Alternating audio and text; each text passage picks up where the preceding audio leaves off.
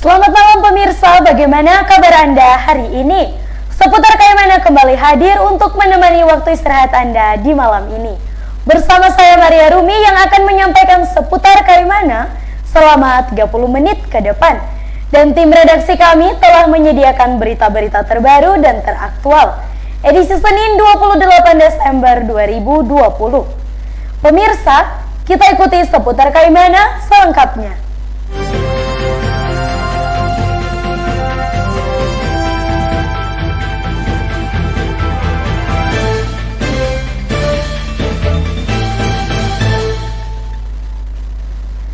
Pemirsa, kita mulai berita pertama. Tak dapat dipungkiri jika dampak dari pandemi COVID-19 yang melanda seluruh dunia, sektor pendidikan menjadi salah satu sektor yang terkena dampak cukup berarti. Belajar dari rumah yang diterapkan oleh pemerintah selama semester pertama tahun 2020 nampaknya tidak memberikan daya dukung yang baik untuk meningkatkan kualitas pendidikan di wilayah ini. Seperti apakah wajah pendidikan kita di tahun 2020 ini? Indeks pembangunan manusia di bidang pendidikan di Kabupaten Kaimana selama 1 dekade terakhir mengalami kenaikan dibandingkan dengan beberapa kabupaten pemekaran lainnya di Provinsi Papua Barat. Data menunjukkan kenaikan IPM Kaimana mulai naik sejak tahun 2014 silam. Selama 10 tahun terakhir, IPM Kaimana mulai bergerak naik di tahun 2010 dengan angka 57,25% dan menempati nomor urut kedua setelah Kabupaten Raja Ampat yang mencapai 57,36%. Di tahun 2011, ranking kedua Kaimana akhirnya tergeser oleh Kabupaten Teluk Bintuni setelah mendapatkan penilaian dari beberapa faktor lainnya. Saat itu, meski ada kenaikan dan sama nilainya, yakni 57,87%, namun Kaimana hanya berada di posisi ketiga setelah Kabupaten Bintuni dan Raja Ampat yang tetap memposisikan diri ranking pertama yang mencapai angka 58,37%. 2 tahun setelahnya, yakni tahun 2012 dan 2013, Kabupaten Kaimana kembali memposisikan diri pada ranking kedua dengan kenaikan IPM-nya 58,99 di tahun 2012 dan 60,36 di tahun 2013. Pemerintah daerah pun terus berupaya agar angka indeks pembangunan manusia ini tetap mengalami kenaikan setiap tahunnya. Dan hal itu terbukti sejak tahun 2014 hingga 2019, Kaimana akhirnya berada di posisi urutan pertama dari 9 kabupaten pemekaran yang ada di Provinsi Papua Barat. Data menunjukkan tahun 2014 lalu IPM Kaimana mencapai 61,7%. Naik lagi di tahun 2015 sebesar 61,33%. Tahun 2016 62,15%. Tahun 2017 62,74%. Di tahun 2018 63,67%, dan di tahun 2019 lalu mencapai 64,59%. IPM di bidang pendidikan, khususnya pada bagian rata-rata lama sekolah, Kabupaten Kaimana menempati urutan pertama sejak tahun 2011 hingga 2019, yakni mencapai 11,98%. Namun, untuk harapan lama sekolah, Kabupaten Kaimana menempati urutan ke-6, yakni 8,29% di tahun 2019 lalu.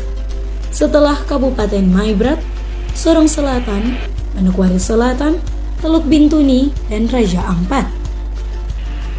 Tentunya, hal ini lebih disebabkan banyak faktor, Di antaranya adalah peran serta orang tua terhadap anak didik, termasuk juga tanggung jawab bersama oleh semua stakeholder, bukan hanya pemerintah daerah dan lembaga pendidikan semata.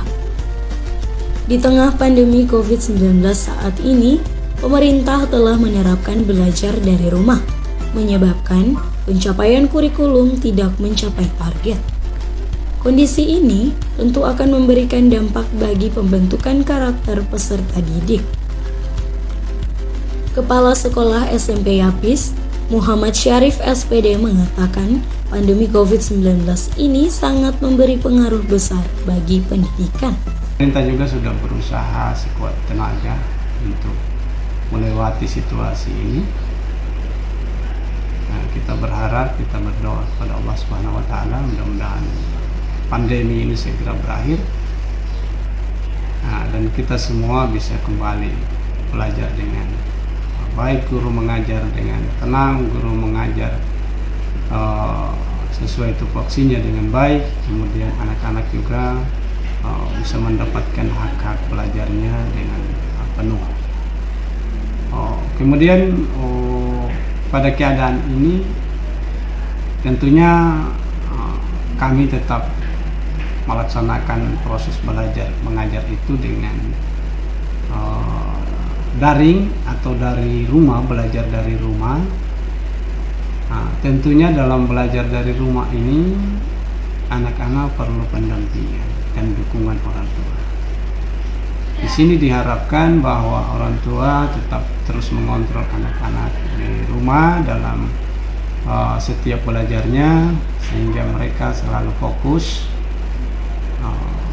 terutama dalam mengikuti pelajaran atau mempelajari materi-materi yang disampaikan oleh guru-gurunya, ya, dan kemudian bisa menyelesaikan tugas-tugasnya dengan baik. Sama halnya dengan Kepala Sekolah SD Negeri Troy, di tengah pandemi COVID-19, mereka harus melakukan berbagai kebijakan agar pendidikan tetap berjalan di tengah pandemi COVID-19. SD Kroy menunggu saja kalau perintah dari Dinas Pendidikan kan akan laksanakan.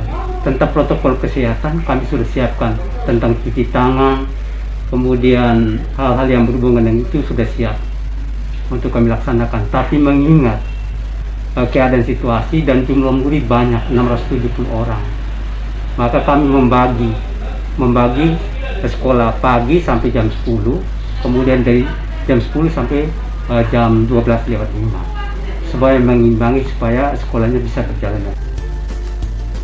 Sementara itu, Kepala Dinas Pendidikan Kaimana, Julius Nanai, sejak pandemi COVID-19 mulai melanda, terus-menerus meningkatkan kepada seluruh sekolah untuk tetap melaksanakan proses belajar mengajar, baik secara daring maupun luring.